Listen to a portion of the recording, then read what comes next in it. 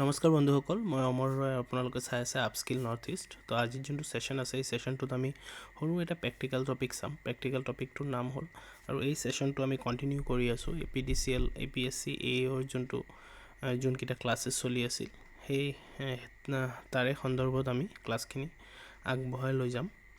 তো আজি যোনটো আমি সৰু প্ৰেক্টিকেল টপিক চাম, সেই টপিকটোৰ নাম হ'ল ডেপ্ৰিচিয়েশ্যন। ডেপ্ৰিচিয়েশ্যন মই যিহেতু আপোনালোকক আগতে কৈছোঁ যে ডেপ্ৰিচিয়েশ্যন মানে কি, কিবা এটা সম্পত্তি কিনিলে তো সেই সম্পত্তিটোৰ যিটো দাম আছে, যোনটো দামত আমি সম্পত্তিটো কিনিছোঁ, সেই দামটো ব্যৱহাৰ কৰাৰ লগে লগে তাৰ দামটো বা তাৰ ভেলুটো কমি গৈ থাকে, ক্ৰমে কমি গৈ থাকে। তো সেই কমি যোৱা যিমানখিনি ভেলু কমি গৈছে, কিয় কমি যায়? কাৰণ প্ৰত্যেকবাৰ আমি যেতিয়া সেই সম্পত্তিটো আমি ব্যৱহাৰ কৰোঁ বিজনেছৰ কাৰণে, সেই বিজনেছৰ কাৰণে ব্যৱহাৰ কৰাত কি হয়, তাত কিছুমান ৱেৰ এণ্ড টিয়াৰ হ'ব পাৰে, কিছুমান তাত মানে লছ হ'ব পাৰে সেই সম্পত্তিবিলাকৰ, যেনেকৈ মেচিনাৰী প্লাণ্ট, সেইবিলাকৰ কিছুমান লছ হ'ব পাৰে। তো সেই লছবিলাকক ৰেকৰ্ড কৰাৰ কাৰণে যিটো টাৰ্মৰ ব্যৱহাৰ কৰা হয় বা যিটো শব্দৰ ব্যৱহাৰ কৰা হয়, তাকে ডেপ্ৰিচিয়েশ্যন বুলি কোৱা হয়। ঠিক আছে। চ' ডেপ্ৰিচিয়েশ্যন মানে হ'ল যেতিয়া আমি সম্পত্তি এটাৰ মানে ব্যৱহাৰ কৰাৰ বাবদ সম্পত্তিটোত কিমান লছ হৈ আছে, সেই লছটোক আমি যেতিয়া একাউণ্টিং কৰিব যাওঁ, সেই লছৰ একাউণ্টিঙৰ শব্দটোকে কি বুলি কোৱা হয়? ডেপ্ৰিচিয়েশ্যন বুলি কোৱা হয়। ঠিক আছে। চ' আমি আজি চাম, এইটো এটা সৰু প্ৰেক্টিকেল টপিক, যে সেই লছটো যে আমি কেলকুলেট কৰিম, সেই লছটো আমি কেনেকৈ কেলকুলেট কৰিম। ঠিক আছে। তো মই ইয়াত সৰু দুটা মেথড লৈছোঁ, কাৰণ এক্সামত মেইনলি এই দুটা মেথডৰ পৰাই কি হয়, কুৱেশ্যন আহিব পাৰে বা আহে জেনেৰেলি, কাৰণ এই দুটা মষ্ট ইম্পৰ্টেণ্ট মেথড। আৰু ইণ্ডাষ্ট্ৰীত যেতিয়া আপোনালোকে য'তে কাম কৰিব যাব, তাতে এই দুটা মেথডে ব্যৱহাৰ কৰা হয় বেচিকেলি। এটা হ'ল ৰিটেন ডাউন ভেলু মেথড, আৰু এটা হ'ল আপোনাৰ ষ্ট্ৰেইট লাইন মেথড। ঠিক আছে। আচ্ছা, এতিয়া ৰিটেন ডাউন ভেলু মেথড মানে কি, যে ইয়াত মই সৰু তাৰ এটা ফৰ্মুলা আছে। তো ফৰ্মুলাটোত ৰিটেন ডাউন ভেলু ওলাই কেনেকৈ, তাৰ সেই ফৰ্মুলাটো বেচিকেলি দিয়া আছে। কষ্ট মানে সেই সম্পত্তিটোৰ দাম কিমান, মাইনাছ ডেপ্ৰিচিয়েশ্যন মানে সেই সম্পত্তিটোৰ লছ কিমান হৈছে ব্যৱহাৰ কৰাৰ বাবদ, সেই সম্পত্তিৰ ভেলুত কিমানখিনি মানে সম্পত্তিৰ ভেলু কিমানখিনি কমিছে ব্যৱহাৰ কৰাৰ বাবদ, সেই কষ্টৰ পৰা মানে যিমানখিনি দাম দি মই কিনিছিলোঁ, তাৰ পৰা সেই সম্পত্তিৰ লছটো মাইনাছ কৰি দিলে যিটো ভেলু আহে, বা বিয়োগ কৰিলে যিটো ভেলু আহে, তাকে কি বুলি কোৱা হয়? ৰিটেন ডাউন ভেলু বুলি কোৱা হয়। চ' ব'লক ইয়াত এটা সৰু এক্সাম্পল লৈছোঁ, আপোনালোকক তেনেকুৱা কুৱেশ্যন আহিব পাৰে এক্সামত। চ' আপোনালোকে এক্সাম্পলটো ভালকৈ চাই ল'লে বুজি পাব। ছাপ'জ মই ধৰিছোঁ সম্পত্তিটো কিনা দাম আছিল 1 লাখ টকা। সম্পত্তিটোৰ কিনা দাম কিমান আছিল? 1 লাখ টকা আছিল। ঠিক আছে। আচ্ছা, সেই সম্পত্তিটোৰ কিমান দিনলৈকে চলিব? যেতিয়া কোনো বিজনেছৰ কাৰণে কোনো সম্পত্তি লোৱা হয়, সেই সম্পত্তিটোৰ প্ৰত্যেকটা সম্পত্তিৰ এটা লাইফ থাকে। যেনেকৈ ছাপ'জ মোৰ চাবোনৰ ফেক্টৰী আছে, সেই চাবোন ফেক্টৰীত মই চাবোন বনোৱা মেচিন লগাইছোঁ। চ' সেই মেচিনটো কিমান দিন চলিব? 10 বছৰ, 20 বছৰ, 50 বছৰ, তাতে আমি কি কৰোঁ, এটা আনুমানিক এটা সময়সীমা লৈ লওঁ। ঠিক আছে। ছাপ'জ মই এক্সাম্পলটোত লৈছোঁ যে মই সম্পত্তিটোৰ দাম, বিজনেছত ব্যৱহাৰ কৰা সম্পত্তিটোৰ দাম কিমান? 1 লাখ টকা, আৰু তাৰে সময়সীমা মানে সেই সম্পত্তিটো কিমান দিনলৈকে চলিব, আমি কিমান দিনলৈকে বিজনেছত ব্যৱহাৰ কৰিব পাৰিম, সেইটো হ'ল 10 বছৰ। আৰু কি হয় যে ৰেট অফ ডেপ্ৰিচিয়েশ্যন, তো ৰেট অফ ডেপ্ৰিচিয়েশ্যন ক'ত দিয়া থাকে? ৰেট অফ ডেপ্ৰিচিয়েশ্যন জেনেৰেলি কোম্পানী এক্টতো দিয়া থাকে কিছুমান, আৰু কিছুমান ইনকাম টেক্স এক্টতো ৰেট দিয়া আছে। ঠিক আছে। চ' ছাপ'জ আমি এক্সাম্পলটোত 5% ৰেট এটা লৈ লৈছোঁ, সৰু এটা 5% ৰেট আমি এটা আনুমানিক লৈ লৈছোঁ। আৰু আপোনালোকক যেতিয়া কুৱেশ্যন দিব, প্ৰশ্নটো যেতিয়া দিব, তেতিয়া তেনেকৈ এটা আনুমানিক ৰেট বা আনুমানিক সংখ্যা এটা দি দিব। ঠিক আছে। চ' ইয়াতে যোনটো কষ্ট আছে, তো ইয়াত এতিয়া আমি ডেপ্ৰিচিয়েশ্যন ওলাম কেনেকৈ? ঠিক আছে। আমি লছ কিমান হৈছে সেইটো কেনেকৈ মাইনাছ কৰিম? আমি কোনটো মেথড চাই আছোঁ? আমি ৰিটেন ডাউন ভেলু মেথড চাই আছোঁ। চ' ইয়াত আমাৰ যোনটো কষ্ট আছিল, প্ৰথমত আমি কষ্টটো লিখি দিম 1 লাখ টকা। তাৰ ওপৰত আমি ডেপ্ৰিচিয়েশ্যন কেনেকৈ ওলাম? যিহেতু ৰেটটো 5% আছে, তো তাৰে ওপৰত আমি কিমান কৰিম? 1 লাখৰ ওপৰত আমি 5% যেতিয়া পূৰণ মাৰিম, গুণ মাৰিম, তেতিয়া আমাৰ ওলাব তাৰ কিমান? 5,000 টকা। চ' এইটো হ'ল লছ, এই 5,000 টকাটো হ'ল আমাৰ ডেপ্ৰিচিয়েশ্যন, ঠিক আছে। চ' 1 লাখৰ পৰা 5,000 বিয়োগ কৰিলে কিমান আহিব? 95,000 টকা। সেই 95,000টো আমাৰ কি হ'ব? ৰিটেন ডাউন ভেলু হ'ব। তাৰমানে আমি লছটো মানে 1 বছৰ আমি মেচিনটো ব্যৱহাৰ কৰাৰ বাবদ 5,000 টকা লছ আমি কি কৰিছোঁ? এই মেচিনটোৰ পৰা আমি মাইনাছ কৰি দিছোঁ মেচিনটোৰ দামৰ পৰা। আৰু এনেকৈ আমি কিমান বছৰলৈকে আমি সেই লছটো উলিয়াম? আমি 10 বছৰলৈকে লছটো উলিয়াম, কাৰণ সেই 10 বছৰ আমি তাৰ যি মানে মেচিনটোৰ যিটো লাইফ আছে সেইটো আনুমানিক লাইফ আমি কুৱেশ্যনটোত 10 বছৰলৈকে ধৰিছোঁ। কিন্তু মই ইয়াত 2 বছৰে কৈছোঁ, জাষ্ট আপোনালোকক শ্ব' কৰাৰ কাৰণে সেই কেলকুলেশ্যনটো কৰে কেনেকৈ। এতিয়া কথা হ'ল, এতিয়া প্ৰথম বছৰটো আমি 1 লাখৰ ওপৰত 5% কৰি দিলোঁ, ঠিক আছে। নেক্সট হ'ল ছেকেণ্ড ইয়াৰ। এতিয়া প্ৰত্যেক বছৰে আমি এইটো কেলকুলেট কৰিব লাগিব আৰু মেণ্ডেটৰিলি কেলকুলেট কৰিব লাগিব। অপশ্যনেল নহয় যে মই 1 বছৰ কৰিলোঁ নেক্সট ইয়াৰ নকৰিলোঁ, তেনেকুৱা নহয়। এইটো প্ৰত্যেক বছৰে কেলকুলেট কৰিব লাগিব। এতিয়া যেতিয়া আমি নেক্সট ইয়াৰ এইটো কেলকুলেট কৰিব যাম, তেতিয়া কেনেকৈ কৰিম? যিটো 95,000 টকা থাকি গ'ল, তাৰে আকৌ আমি 5% গুণফল ওলাম। গুণ ওলালে কিমান হ'ব? এইটো 4,750 টকা। চ' 4,750 টকা আমাৰ কি হ'ব?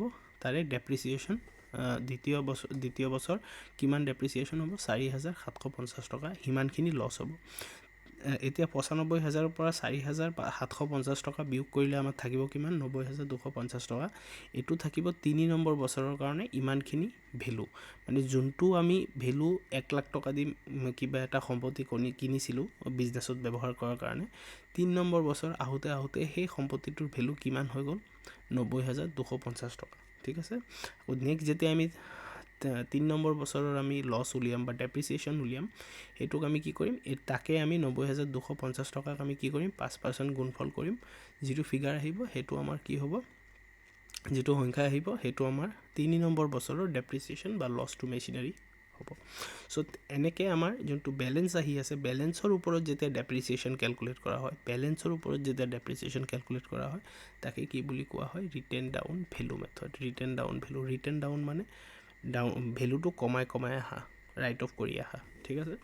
চ' সেইটো হ'ল ৰিটেন ডাউন ভেলু মেথডৰ। নেক্সট হ'ল straight line method. Straight line মেথডত আমি কেনেকৈ ডেপ্ৰিচিয়েশ্যন কৰোঁ? ষ্ট্ৰেট লাইন মেথডত এটা ফৰ্মুলা আছে, cost minus scrap divided by life is equal to depreciation. Cost minus scrap divided by life equal to depreciation. So' cost suppose previous কুৱেশ্যনটো মই আকৌ ধৰিলোঁ। ইয়াত স্ক্ৰেপ মানে কি? স্ক্ৰেপ মানে যেতিয়া সম্পত্তিৰ সময়সীমা শেষ হৈ যাব, যেতিয়া সম্পত্তিটোৰ মানে যিমান দিনৰ কাৰণে আমি ব্যৱহাৰ কৰিব পাৰিম, সেই সময়সীমাটো যেতিয়া সম্পত্তিৰ শেষ হৈ যাব, সেই যোনদিনা এইটো শেষ হ'ব, সেইদিনা আমি সম্পত্তিটোক মাৰ্কেটত কিমান দি বেচিব পাৰিম?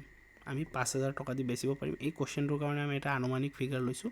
গতিকে সেই যোনটো দামেৰে আমি সম্পত্তিৰ সময়সীমাৰ পিছত সেই সম্পত্তিটো আমি বজাৰত বিক্ৰী কৰি দিব পাৰিম, ছেকেণ্ড হেণ্ড হিচাপে বিক্ৰী কৰি দিব পাৰিম, সেই ভেলুটোক কি বুলি কোৱা হয়? স্ক্ৰেপ ভেলু বুলি কোৱা হয়।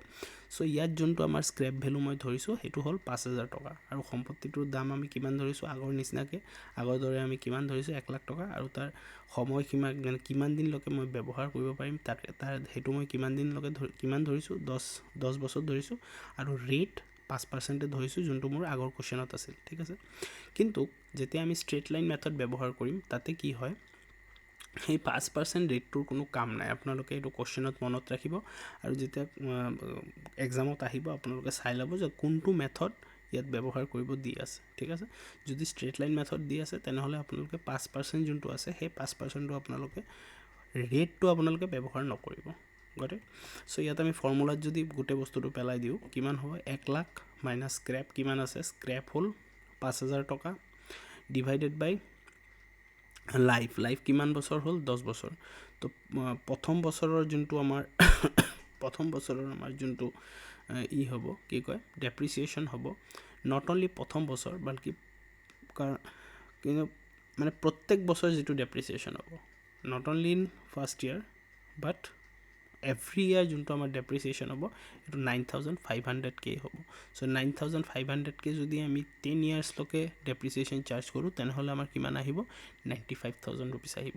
এই দুটা কেছত আপুনি ডেপ্ৰিচিয়েশ্যনটো চাব পাৰে যে এইটো ফাৰ্ষ্ট ইয়াৰ আহিছিলে 5,000 টকা, ছেকেণ্ড ইয়াৰ আহিছিলে 4,700, থাৰ্ড ইয়াৰ আহিব কিবা এটা ফিগাৰ, তো প্ৰত্যেক বছৰ ডেপ্ৰিচিয়েশ্যনটো চেঞ্জ হয় ক'ত ৰিটাৰ্ণ ডাউন ভেলু মেথডত। কিন্তু যোনটো আমাৰ ষ্ট্ৰেট লাইন ভেলু মেথড আছে তাত আমাৰ ফিক্সড ডেপ্ৰিচিয়েশ্যন থাকে, প্ৰত্যেক বছৰ ছেইম ডেপ্ৰিচিয়েশ্যন থাকে, ডেপ্ৰিচিয়েশ্যন চেঞ্জ নহয়। চ' কুৱেশ্যনত সেইটোও দিব পাৰে যে কোনটো ডেপ্ৰিচিয়েশ্যন মেথডৰ আণ্ডাৰত ডেপ্ৰিচিয়েশ্যনৰ ভেলুটো প্ৰত্যেক বছৰ চেঞ্জ হৈ থাকে, ঠিক আছে। চ' সেইটো আমি কোনটো মেথড লিখিব লাগিব, ৰিটাৰ্ণ ডাউন ভেলু মেথড। আপোনালোকে ইয়াত চাব পাৰে প্ৰত্যেক বছৰ কি হয়, ডেপ্ৰিচিয়েশ্যন ভেলুটো চেঞ্জ হৈ থাকে। আৰু যদি কুৱেশ্যনটো এনেকৈ দিয়ে যে কোনটো মেথডৰ আণ্ডাৰত আমাৰ কি হয়, ডেপ্ৰিচিয়েশ্যনটো ফিক্স থাকে, ঠিক আছে, তেনেহ'লে সেইটো হ'ব ষ্ট্ৰেট লাইন ভেলু মেথড। আৰু এটা চিম্পল কথা যে এইটো কুৱেশ্যনো আহিব পাৰে যে কোনটো মেথডৰ আণ্ডাৰত ডেপ্ৰিচিয়েশ্যনৰ ভেলু 0 হৈ যায়, এছেটৰ ভেলু 0 হৈ যায়, এছেটৰ ভেলু নাথাকে, 0 হয়, সেইটো হ'ল ষ্ট্ৰেট লাইন মেথড। মই কিয় কৈছোঁ, আপোনাৰ যেতিয়া 1 লাখৰ পৰা 5,000 মাইনাছ কৰিব, কিমান থাকিব, 95,000। আৰু সেই 95,000 পৰা যেতিয়া 10 বছৰলৈকে 9,500 টকাকৈ বিয়োগ কৰি গৈ থাকিব, লাষ্টত গৈ 0 ভেলু থাকিব। আপোনালোকে নিজে কৰি পেলাই চাব পাৰে। কিন্তু ইয়াতে 10 বছৰ পিছত 0 ভেলু নাথাকে, কিবা এটা সৰু সুৰা ফিগাৰ থাকিব, ঠিক আছে। চ' সেইটো কুৱেশ্যন যদি আহে যে কোনটো মেথডৰ আণ্ডাৰত এছেটৰ ভেলু 0 হৈ যায়, সেইটো হ'ল ষ্ট্ৰেট লাইন মেথড। আৰু কোনটো মেথডৰ আণ্ডাৰত এছেটৰ ভেলু 0 নহয়, কিবা এটা ফিগাৰ থাকি যায়, সেইটো হ'ল return down value method, number 1। Number 2, কোনটো মেথডৰ আণ্ডাৰত ডেপ্ৰিচিয়েশ্যন এমাউণ্ট ফিক্স থাকে, সেইটো হ'ল ষ্ট্ৰেট লাইন মেথড। কোনটো মেথডৰ আণ্ডাৰত ডেপ্ৰিচিয়েশ্যন কি থাকে, ফিক্স নাথাকে, ফ্লাকচুৱেট হয়, মানে ভেৰি কৰে, সেইটো হ'ল ৰিটাৰ্ণ ডাউন ভেলু মেথড। আৰু কেলকুলেশ্যন ফৰ্মুলাটো ইয়াত দিয়া আছে, ঠিক আছে। চ' সেইটো হ'ল আমাৰ প্ৰেক্টিকেল সৰু এটা টপিক ডেপ্ৰিচিয়েশ্যনৰ ওপৰত, হাউ টু কেলকুলেট ডেপ্ৰিচিয়েশ্যন। নেক্সট আমি আকৌ এটা ভিডিঅ'ত বেলেগ এটা প্ৰেক্টিকেল সৰু টপিক চাম, যোনটো এক্সামৰ পাৰ্চপেক্টিভত ইম্পৰ্টেণ্ট হ'ব, AAO APDCL এক্সামৰ। তেতিয়ালৈকে ধন্যবাদ, আকৌ দেখা হ'ব নেক্সট ভিডিঅ'ত। Thank U.